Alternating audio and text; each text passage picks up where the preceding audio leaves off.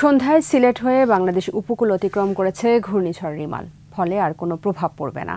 তীব্র না হলেও চলমান বৃষ্টিতে গরম কমারও খুব বেশি সম্ভাবনা দেখছে না আবহাওয়া অধিদপ্তর। এদিকে রিমালের প্রভাবে রাজধানীর বিভিন্ন এলাকায় দেখা দিয়েছে জলাবদ্ধতা, ভেঙে পড়েছে বেশ কিছু গাছও। প্রণব চক্রবর্তীর রিপোর্ট।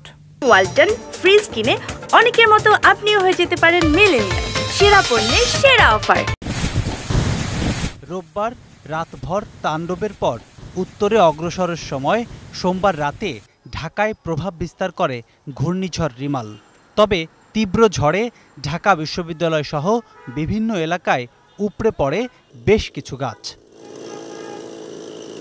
বড় ক্ষয়ক্ষতি না হলেও যান চলাচলে তৈরি হয় প্রতিবন্ধকতা।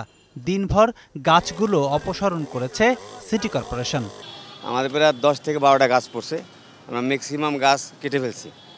ফায়ার ব্রিগেড সহযোগিতা করছে, ঢাকা ইউনিভার্সিটি সহযোগিতা করছে। ঘূর্ণিঝড় রিমালের প্রভাবে বৃষ্টিও হয়েছে রাজধানীতে। পুরান ঢাকা, মালিবাগ, মগবাজার, রামপুরা সহ বিভিন্ন এলাকায় তৈরি হয়েছে তীব্র জলাবদ্ধতা।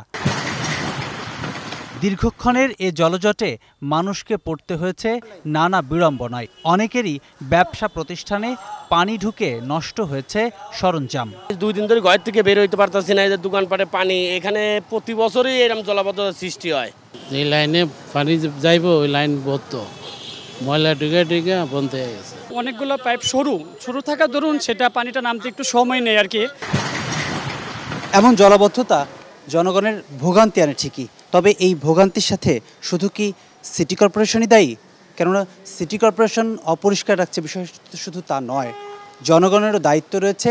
এমন পলিথিন ফেলে ড্রেন বন্ধ হলে জলাবদ্ধতা সৃষ্টি হবেই। এদিকে আবহাওয়া অফিস বলছে ঘূর্ণিঝড় রিমালের প্রভাবমুক্ত বাংলাদেশ। এখন আপাতত সেই ঘূর্ণিঝড় যে রিমাল যার ছিল তার যে অবশিষ্টাংশ যেগুলো ছিল সেও হয়তো আজকে বিকালের মধ্যে অর্থাৎ সন্ধ্যার আগেই সে আনইম্পর্টেন্ট হয়ে যাবে, গুরুত্বহীন হয়ে পড়বে। এর কোনো প্রভাব বাংলাদেশে আর আপাতত থাকার সম্ভাবনা নেই। তীব্র গরম আর না পড়লেও খুব বেশি পরিবর্তনের সম্ভাবনাও দেখছে না আবহাওয়াবিদরা। আপাতত কয়েকদিনের মধ্যে আপাতত হিট ওয়েভ আসার সম্ভাবনা আপাতত নেই। প্রণব চক্রবর্তী, 21 টেলিভিশন, ঢাকা।